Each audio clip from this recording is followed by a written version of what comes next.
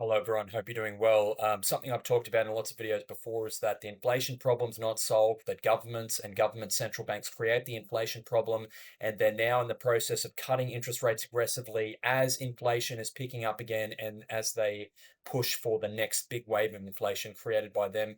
And New Zealand is a excellent example of that. The New Zealand central bank cut interest rates by 0.5% this week, another massive rate cut as inflation is spiking. So there's a cost of living crisis in New Zealand.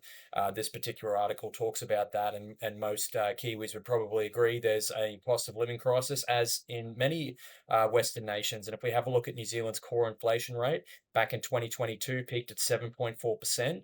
Now, it did fall to 2.7% in third quarter of 2024, so about a year ago.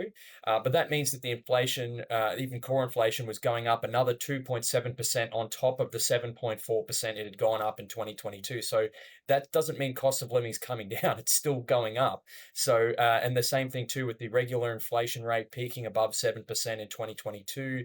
It clearly bottomed in third quarter 2024. And look at that, what we see, inflation starting to tick back up. It's going back up again. It's going back up on the regular inflation number. It's going back up on the core rate, which is now 3.2%, which is above the Reserve Bank of New Zealand's inflation target. They have a maximum target of 3%. Why governments deliberately create and target inflation, I will never understand. But so what's the New Zealand Central Bank been doing? Well, they've cut interest rates from a high of 5.5% in 2024, and they're already down to 2.5% with their massive double rate cut that they put through this week.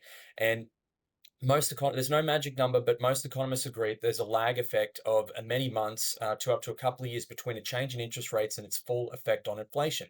So the New Zealand Central Bank, inflation bottomed in New Zealand in third quarter of 2024, so that would be the end of September, and the New Zealand Central Bank has been aggressively cutting interest rates since then. So that would mean that most of the interest rate cuts have not yet flowed through to inflation. So over the next 12 to 18 months, we could see that these inflation numbers continue to tick up, and these aggressive interest rate cuts are going to fuel that New Zealand inflation. One of the problems they're having in New Zealand, and people think this can't happen in Australia, have a look at real estate prices. In Wellington and Auckland, real estate prices have fallen 25% and 22% from peak.